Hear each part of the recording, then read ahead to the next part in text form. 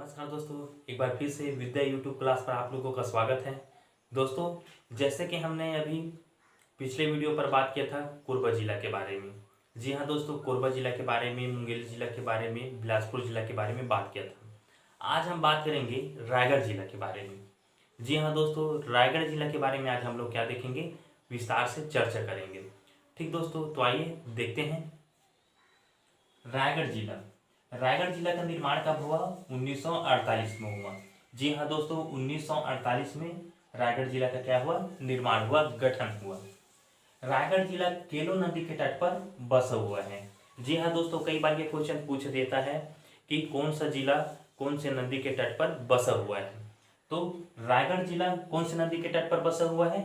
केलो नदी के तट पर।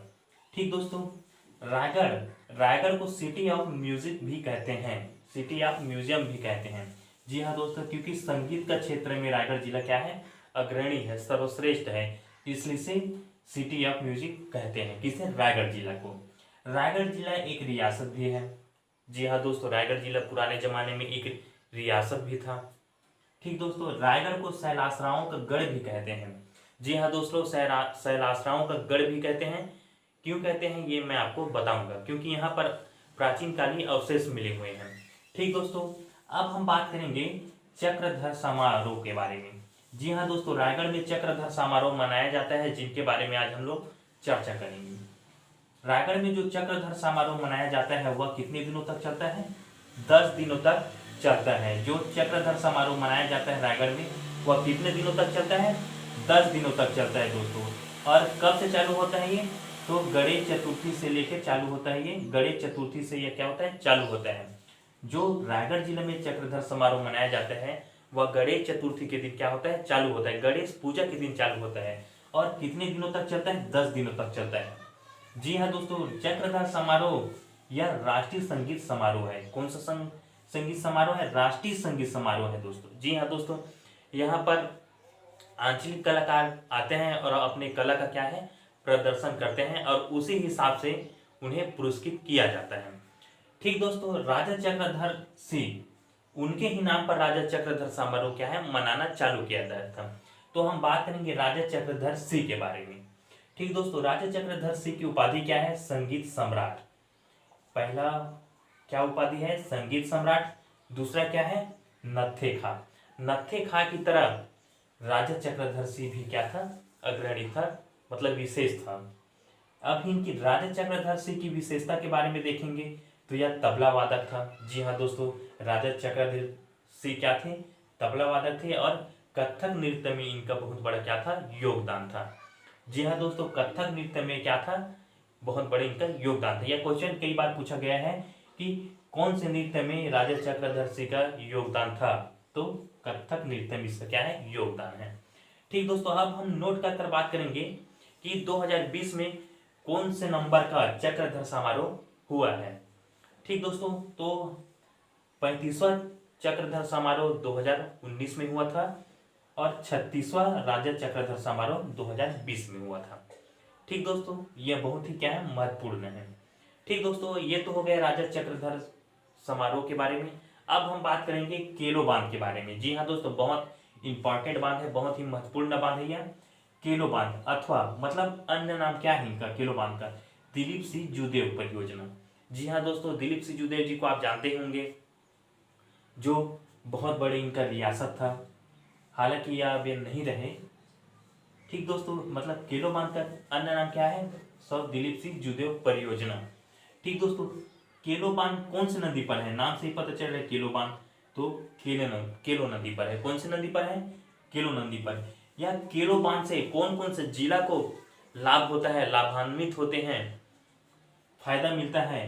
तो एक तो खुद रायगढ़ जिला स्वयं है, जो केलो बांध से, केलो परियोजना से क्या है, लाभ होता है। और दूसरा क्या है, जांजगीर चांपा जिला को भी क्या है, लाभ मिलता है केलो बांध का।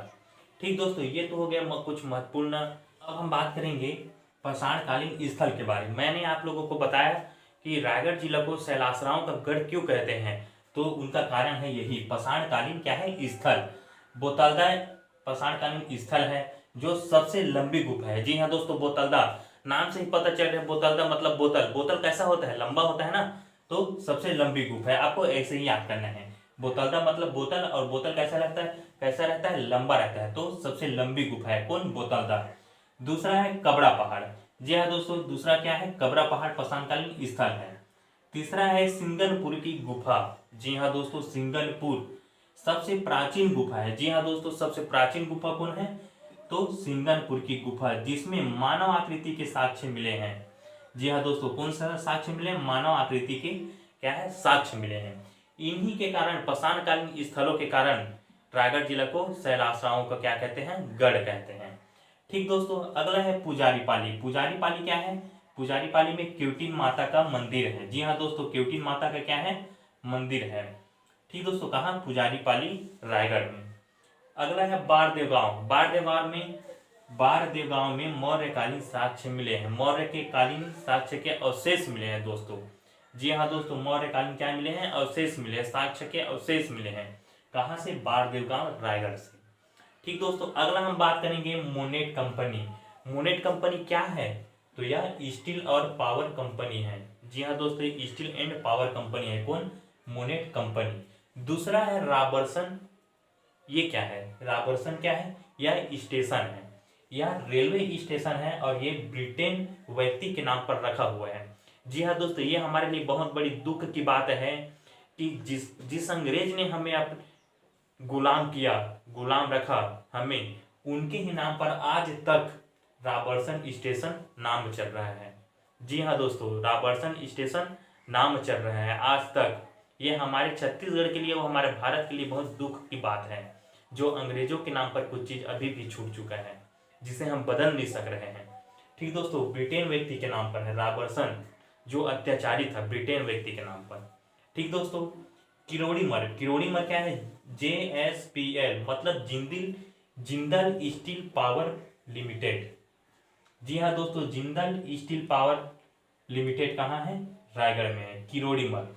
या किरोड़ी मर्ग जो है, जिंदल स्टील पावर लिमिटेड, वह एशिया का सबसे बड़ा स्पंज आयरन कंपनी है दोस्तों। जी हाँ दोस्तों, क्या है, स्पंज आयरन कंपनी, वो भी छत्तीसगढ़ का नहीं, पूरे एशिया का। एशिया में सबसे बड़ा क्या है, स्पंज आयरन कंपनी है कौन, किरोड़ी मर्ग, जिंदल स्टील पावर लिमिटेड। ठीक दोस्तों, इनके मालिक कौन है, किरोड़ी मर्ग के मालिक का नाम क्या है, तो नवीन जिंदल नाम है। ठीक है दोस्तों, नवीन जिंदल नाम है। इनकी माता फोर्ब्स की सूची में सबसे अमीर व्यक्ति में शामिल था, सावित्री जिंदल नाम है इनकी माता का। नवीन जिंदल की माता का नाम क्या है, सावित्री जिंदल, जो कुछ समय अमीरों की सूची में इनका नाम लिया जाता था। ठीक दोस्तों, अगला है कोड़ातली। कोड़ातली क्या है, हवाई पट्टी है। जी हाँ दोस्तों, हवाई पट्टी है। हल्दी क्या है, ये भी हवाई पट्टी है, मतलब रायगढ़ में 2 हवाई पट्टी भी है। कौन सा, कोड़ातली और हल्दी। ठीक दोस्तों, अगला है सारंगगढ़। सारंगगढ़ को आप पढ़े ही होंगे, इतिहास वगैरह में, छत्तीसगढ़ के इतिहास में सारंगगढ़ पढ़े होंगे। यह 14 रियासतों में से क्या था, एक रियासत थे, कौन, सारंगगढ़। इसलिए मैं आपको पहले ही बताया, रायगढ़ में एक रियासत है, रायगढ़ एक रियासत है। कौन सी रियासत, सारंगगढ़। ठीक दोस्तों, ये तो हो गए कुछ चुनिंदा स्थलों के बारे में। ठीक दोस्तों, अब हम बात करेंगे पुसौर तिलई। जी हाँ दोस्तों, पुसौर तिलई एक क्या है, पुसौर तिलई एक तहसील है। जी हाँ दोस्तों, एक तहसील है, और इस तहसील के अंदर एक तिलई नामक क्या है, गांव है, ग्राम है। तिलई नामक गांव है, और तिलई नामक गांव में ही क्या है, NTPC है। जी हाँ दोस्तों, national thermal power corporation NTPC है, जो प्रदेश का सबसे बड़ा ऊर्जा उत्पादक का क्या है, केंद्र है, कौन, NTPC रायगढ़। ठीक दोस्तों, इनका उद्घाटन कब हुआ था, NTPC का उद्घाटन कब हुआ था, तिलई गांव में जो NTPC है उनका उद्घाटन कब हुआ था, तो 23 नवंबर 2011 को इनका क्या हुआ था, उद्घाटन हुआ था। ठीक दोस्तों, अब हम इनके क्षमता के बारे में बात करेंगे, कितना क्षमता ऊर्जा उत्पादन करती है, तो 4000 मेगावाट ऊर्जा उत्पादन इनकी क्या है, क्षमता है, जिसमें 5 यूनिट लगा हुआ है। जी हाँ दोस्तों, 5 यूनिट लगा हुआ है, 5 मशीन लगा हुआ है, जिसमें कि एक यूनिट 800 मेगावाट ऊर्जा उत्पन्न करती है। ठीक दोस्तों, 800 मेगावाट एक यूनिट का क्षमता है। अब हम बात करेंगे, 5 यूनिट लगा है, तो एक यूनिट कितने का है, 800 मेगावाट का है, तो 800 हम 5 बार देखेंगे तो कितना हो जाएगा, 4000 मेगावाट। जी हाँ दोस्तों, वर्तमान में हम बात करें तो सभी यूनिट इनका क्या है, चालू है। मतलब 4000 मेगावाट ऊर्जा क्या है, उत्पन्न कर रहा है वर्तमान में। कौन? एनटीपीसी रायगढ़।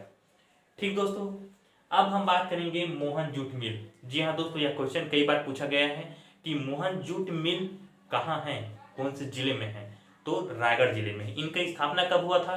1935 में हुआ था। ठीक दोस्तों, 1935 में मोहन जूट मिल की क्या हुआ था, स्थापना हुआ था। औद्योगिक पार्क की हम बात करें तो 2 औद्योगिक पार्क है रायगढ़ में।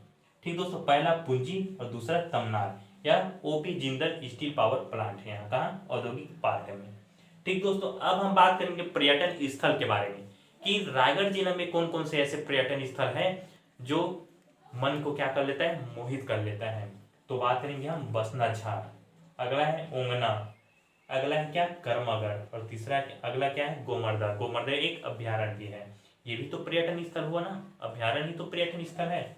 अगला है राम झरना। जी हाँ दोस्तों, राम झरना को कई बार पूछा गया है कि राम झरना का अन्य नाम क्या है, तो सेदम जलप्रपात के नाम से भी इसको जाना जाता है। जी हाँ दोस्तों, राम झरना कहाँ है पूछेगा आपको, तो राज से रायगढ़ और राज से राम झरना। ठीक दोस्तों, यही आपको याद करना है। अगला बात करेंगे हम अभ्यारण्य के बारे में। अभ्यारण्य, अभ्यारण्य कौन है, गोमर्दा। एक अभ्यारण्य है कहाँ, रायगढ़ में, वो भी क्या है, गोमर्दा। गोमर्दा, इस अभ्यारण्य में क्या मिलता है, सोन कुत्ता मिलता है। जी हाँ दोस्तों, यह क्वेश्चन कई बार पूछा गया है कि सोन कुत्ता कौन से अभ्यारण्य में मिलता है, तो गोमर्दा अभ्यारण्य रायगढ़ में मिलता है। कौन? सोन कुत्ता, सोन कलर का कुत्ता मिलता है, सोन कलर का कुत्ता। जी हाँ दोस्तों, बहुत ही महत्वपूर्ण यह क्वेश्चन है, सोन कुत्ता। ठीक दोस्तों, अगला है छाल। छाल क्या है, यह उप तहसील है। उप तहसील को इनको दर्जा दिया गया है।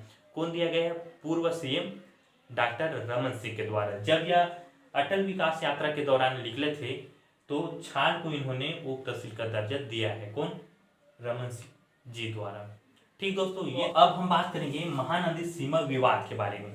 जी हाँ दोस्तों, महानदी पर सीमा विवाद है वह कौन कौन से राज्य के मध्य विवाद है, तो छत्तीसगढ़ राज्य के मध्य, छत्तीसगढ़ व उड़ीसा राज्य के मध्य क्या है, सीमा विवाद है महानदी पर। तो आइए देखते हैं, हम डायग्राम के माध्यम से समझेंगे। ये जो आपको नीला से दिखाई दे रहा होगा, ये क्या है, अपना महानदी है। क्या है, महानदी है। ठीक दोस्तों, महानदी है। और ये जो लाल से दिखाई दे रहा होगा, ये आपको, ये क्या है, ब्रिज है। क्या है, ब्रिज मतलब पुल है, पुल, ब्रिज। इस पार हो गया छत्तीसगढ़, इस पार क्या है, छत्तीसगढ़ है, और इस पार क्या है, उड़ीसा है। ठीक दोस्तों, और बीच से क्या है, महानदी बह रही है, दोनों राज्य के बीच से। ठीक दोस्तों, ये जो ब्रिज है वो कौन से स्थान पर बना है, तो नंदीग्राम में यह ब्रिज बना हुआ है। नंदीग्राम में यह पुल बना हुआ है। कौन पुल? ये जो पुल है वो। इनकी लंबाई कितनी है, तो 1830 मीटर इनकी लंबाई है, मतलब 1830 मीटर इस ब्रिज की क्या है, लंबाई है। ठीक दोस्तों, अब हम बात करेंगे छत्तीसगढ़ का सबसे लंबा पुल ब्रिज है ये। जो ये है, जो ब्रिज बना हुआ है वह छत्तीसगढ़ क्या है, सबसे लंबा ब्रिज है, सबसे लंबा पुल है। इनका क्या नाम रखा गया है, इस ब्रिज का क्या नाम रखा गया है, तो सौ दिलीप सिंह जूदेव सेतु इनका नाम क्या है, रखा गया है। ठीक दोस्तों, कौन से ब्रिज का पुल है, नाम क्या है इनका, सौ दिलीप सिंह जूदेव सेतु। ठीक दोस्तों, ये इनके ही कारण उड़ीसा और छत्तीसगढ़ में क्या है, महानदी सीमा विवाद है। महानदी मतलब महानदी पर बना हुआ है यह पुल, जो ब्रिज है वह, इसी कारण महानदी सीमा विवाद कहते हैं, महानदी सीमा विवाद कहते हैं।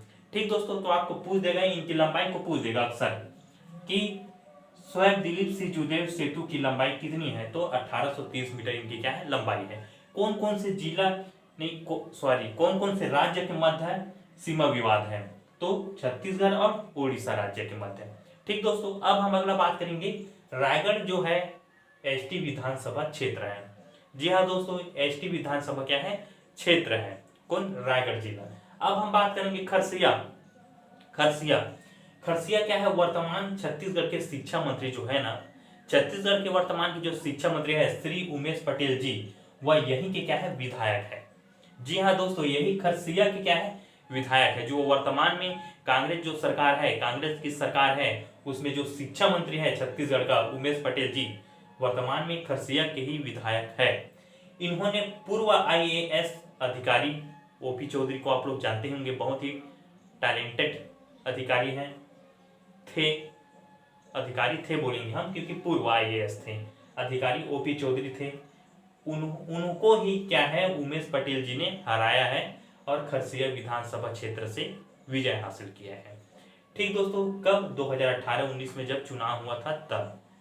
ठीक दोस्तों, ये जो खरसिया क्षेत्र है वह बहुत ही क्या है महत्वपूर्ण है दोस्तों, क्योंकि हमारे जो शिक्षा मंत्री जी है छत्तीसगढ़ के श्री उमेश पटेल जी वह यहीं के विधायक है। ठीक दोस्तों, ये तो हो गया है दोस्तों रायगढ़ जिला के बारे में विस्तार से वर्णन। ठीक दोस्तों, हमने अब बिलासपुर संभाग का अंतिम जिला रायगढ़ जिला का अध्ययन कर लिया है। ठीक दोस्तों, अब हम अगले वीडियो पर बात करेंगे दुर्ग संभाग के बारे में कि दुर्ग संभाग में कौन कौन से जिले आते हैं और उस जिले का क्या क्या खासियत है। ठीक दोस्तों, तो मिलते हैं फिर अगले वीडियो पर। अगर वीडियो अच्छा लगा हो विद्यापीठ क्लास का तो ज़्यादा से ज़्यादा शेयर कीजिएगा, लाइक कीजिएगा और कमेंट कीजिएगा दोस्तों। ठीक दोस्तों, जय हिंद, जय भारत, जय छत्तीसगढ़।